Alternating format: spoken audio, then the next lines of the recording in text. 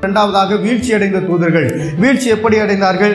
தானே இந்த பூமியை ஆள வேண்டும் என்று விரும்பி ஒரு கூட்டம் தூதர்களை தன்னுடன் சேர்த்து கொண்டு பரலோகத்திற்கு ஏறி போய் தேவன் தங்கி வாசம் செய்யும் சிங்காசனத்தை அடைய ஆசைப்பட்டு தேவனை தள்ளிவிட்டு தானே தேவனாக இருக்க வேண்டும் என்று விரும்பினான். எனவே தேவன் லூசிபரின் யோசனைகளையும் சிந்தனைகளையும் அறிந்து அவனை சபித்து பூமியிலே தள்ளினார்.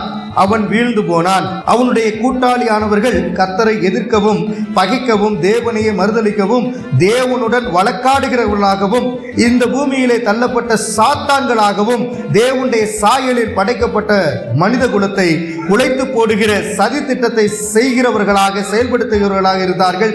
கெட்ட ஆவியுள்ளவர்களாய் இருந்தார்கள்.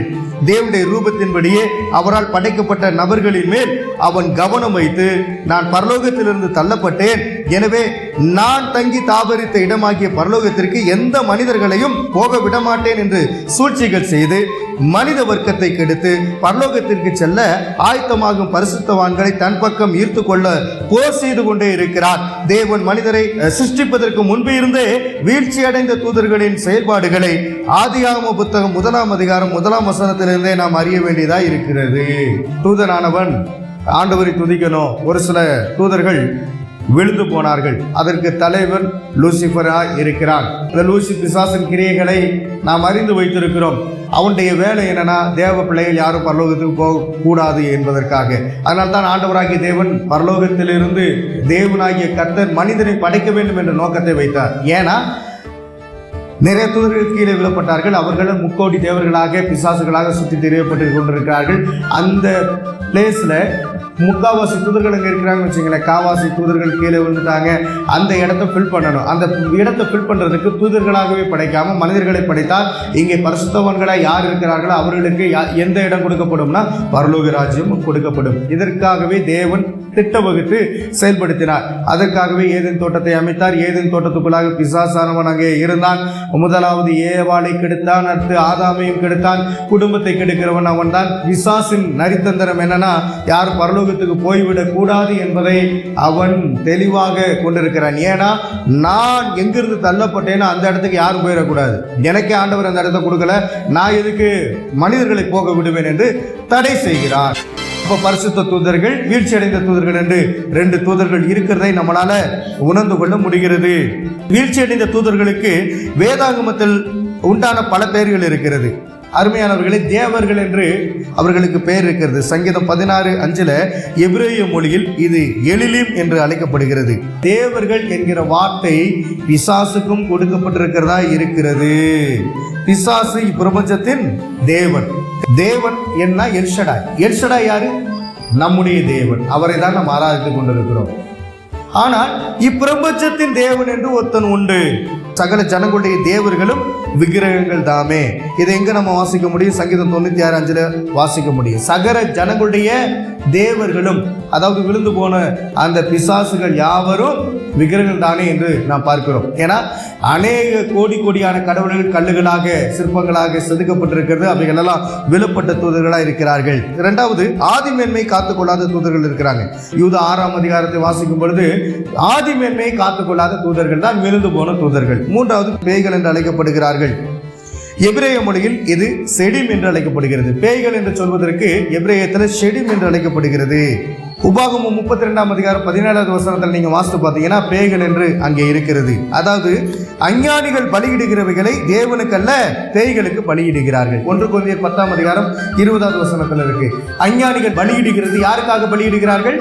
தேவனுக்கல்ல, பேய்களுக்கே பலியிடுகிறார்கள். 4வது பிசாசு என்று அழைக்கப்படுகிறது. மத்தேயு 4ஆம் அதிகாரம் 24வது வசனத்தில் பிசாசு தேவனை, அதாவது கர்த்தராகிய இயேசு கிறிஸ்துவை சோதித்தான் என்று பார்க்க முடிகிறது.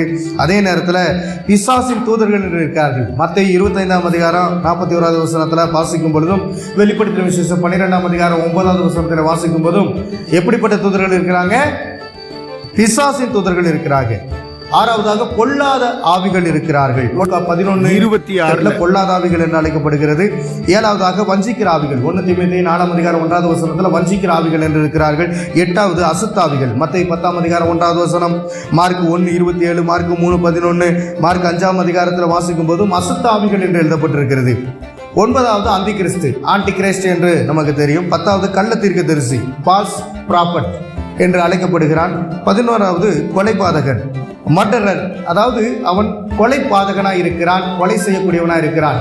நாம் எப்படிப்பட்டவர்களாய் இருக்க போகிறோம் என்பதை நாம் தெளிவுடன் இருக்க வேண்டும். என பிசாசானும் கொலைபாதகன், அவனை நாம் வீழ்த்த வேண்டும் என்பதற்காக கர்த்தர் நமக்கு அதிகாரத்தை கொடுத்து வைத்திருக்கிறார். மனிதர்களாகி நமக்கு, அதாவது தேவனுடைய ஆவியை பெற்றவர்களுக்கு பிசாசை கடித்து கொள்வதற்கும் அவனை விரட்டுவதற்கும் ஆண்டவர் என்ன பண்ணியிருக்கிறாரு?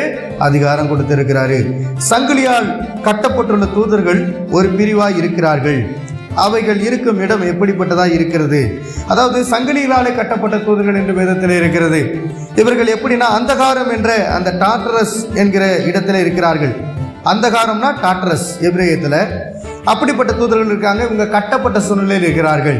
சில தூதர்கள் பாதாளம் என்ற இடத்திலே இருக்கிறார்கள். லூக்கா 8ஆம் அதிகாரம் 31வது வசனம், வெளிப்படுத்தின விசேஷம் 9ஆம் அதிகாரம் 2வது வசனத்தில் வாசிக்கும் போது பாதாளம் என்ற இடத்திலே அவர்கள் இருக்கிறார்கள். இந்த அந்தகாரம் டாட்டரஸ் என்ற இடத்துல இருக்கிறார்கள் என்று பார்க்கும் பொழுது 2 பேதுரு 2ஆம் அதிகாரம் 4வது வசனம், யூதாவுடைய புத்தகத்தில் 6வது வசனத்தை வாசிக்கும் பொழுது அந்த தூதர்கள் எப்படிப்பட்டவர்களாக இருக்கிறார்களா?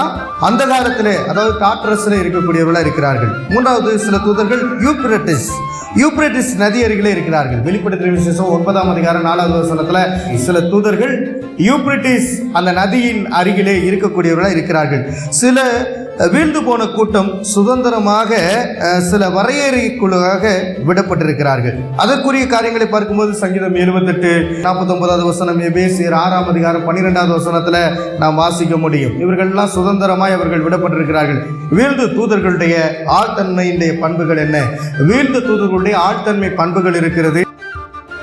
முன்பதிவிலும் பின்பதிவிலும் தூதர்களை குறித்த பதிவுகளை, அதன் குறிப்புகளை பாருங்கள், கேளுங்கள், பிறருக்கு அனுப்பி வையுங்கள், சப்ஸ்கிரைப் பண்ணுங்கள். ஆண்டவர் தாமே உங்களை ஆசீர்வதிப்பாராக. ஆமேன்.